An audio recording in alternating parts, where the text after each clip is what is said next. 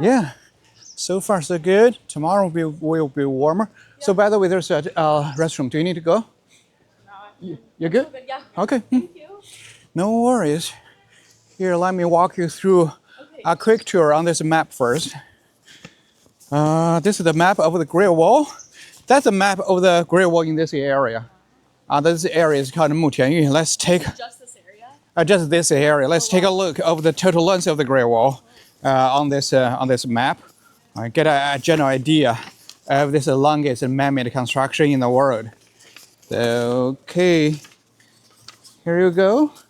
Have this part, and the Great Wall has started from the ocean in this area, and then it extended again about in the 15th century. So originally started from this area, and carrying a total length of like 8,000 kilometers, 8,800 kilometers. Long. Yeah, that's about 5,000 miles, twice the length of the Appalachian Trail. And this is a starting point of the Great Wall. And this area is called Old Dragon's Head. Old Dragon's Head. China's Great Wall is considered as a long Chinese dragon. Chinese dragons are totally different from Western dragons. The concept of the dragon in the Western culture, Western dragon is kind of a symbol of the evil spirit, bad spirit. Has a pair of the wings and breathes fire, always defeated by the warriors at the end. They have to defeat, but Chinese dragons are the symbol of good luck, the power, the auspiciousness. Are you aware of the word auspiciousness? Yeah. Yeah, the good luck, good symbol, good omen. So the Chinese dragons are the symbol of the power, of the dignity. So the long dragon's head is deep into the ocean from here. If you had a chance to go to the beginning part of Great Wall, you'll be seeing the stone slabs deep in the lake. Yeah, right into the ocean. This is the ocean. This is the ocean. This is the ocean. That makes way more sense. Yeah, a little bit greater than the Salt Lake. Yeah, just a little bit. Yeah, and taste similar. Yeah, both salty. Yeah. From the old dragon's head, and then which is running along the mountain ridges for like a couple of thousand miles, and we are here at this black dot, right here at the Great Wall. Over here, and this is the city of Beijing. So the Great Wall, there are 2 layers of the Great Walls were constructed in this area, 2 layers of them, because the city of Beijing is the capital city of the country, and on top of that, there are many emperors' tombs were constructed in this area.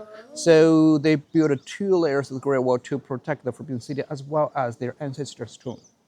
So this area are very important. So we are here, the black dot, and then traveling on the mountain ridges for another 1,000 miles until at the desert. So here's the desert. Okay, so that's the total length of the Great Wall and the longest man-made construction of the Great Wall. Some people also say that it is the longest graveyard in the world, because back in the day, 2,000 plus years ago, and they started the construction about 2,300, nearly 3,000 years ago. When they started to build this section, they forced a lot of laborers, relocate a lot of poor laborers to this place, ask them for them to do the Great Wall, to build the Great Wall. And then when they died, some laborers were buried inside the wall as part of building material. So that's why it's called the longest graveyard in the world. And a lot of stories are left for the construction of the Great Wall. Among these stories, there's a lady. You ever heard of that lady Mulan? Yeah. You know Mulan. You watch the Disney movie. Yeah, I love Mulan. You know that movie has something to do with the Great Wall. There's another lady. Her husband was taken away to build the Great Wall, but he died.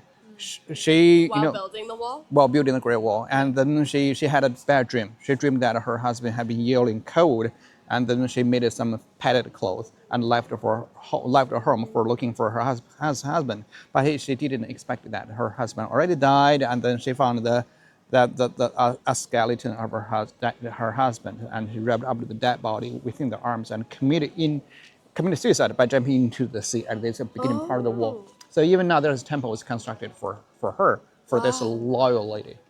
And so that's why from this story you can get a general idea, how difficult to build the Great Wall. It is difficult, very tricky for us to climb the Great Wall. Not mention how to build it.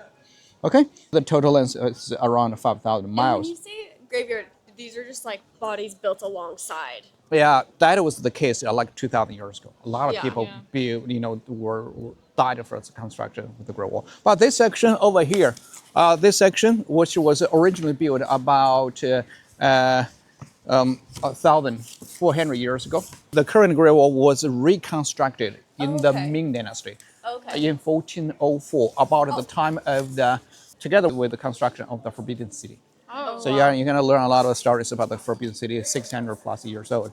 So here, this section was reconstructed around the same period with the construction of the Forbidden City, 1404. So they built the Great Wall. There aren't so many people died for this section of the Great Wall. So in the Ming Dynasty, these people, they formed the Ming Dynasty in 1368. They defeated this Mongolian people who occupied the country for like 100 years. So these people, they drove them all the way back to the Mongolian steppe, Mongolian grassland. So when they successfully took over the country and drove them back to the Mongolian steppe, they started the reconstruction of the Great Wall immediately to stop these nomadic tribes coming back again. Come back again. So they built the Great Wall like 8,000 kilometers during that period. And in this section, there are currently 23 towers open to the public. We call them the watchtowers. So the watchtowers were the places where they stored weapons, food, water for horses and soldiers. So if there anything take place along the Great Wall, so the soldiers will be staying inside those watchtowers. Watchtower, there are also beacon towers built along the Great Wall, where were the places they set up the smoke and fire to relay the military information. Yeah, notifying how strong, the size of the enemy was, and to based on how many smoke they set up and how many fires they set, and to relay the information back to the city. So yeah, it is also the trading town, the trading hub, to do the trading with those nomadic tribes along the Great Wall. They set up a small trading town along the Great Wall to allow them to do the business, selling the horses or selling the goods with each other. And then if the relation becomes so intense, if a tension takes place between two parties, they would close the Great Wall as like pose a sanction or another party. So it's not just the war to stop those invaders, and also the trading town and also part of the alarming system.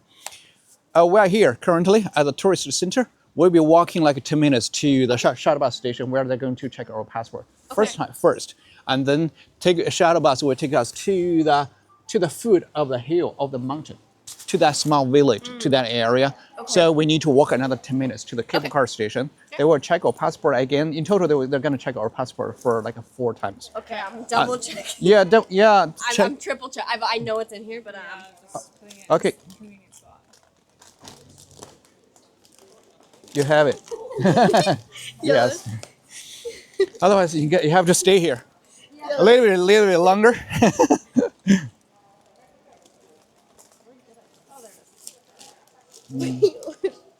Take your time. It's too big of a bag. Yeah, it's okay. Take your time. We have plenty of time. Oh yeah, it's right. Put it. Okay. It's there. All right. So we'll take the cable car, which is going to take us to the number 14, tower number 14. Okay. 23 towers open to the public. So the higher you go, the better view you're gonna get. So we'll be hiking, started from the tower 14 and to the direction of 15, 16, 17, 18, 19. Okay.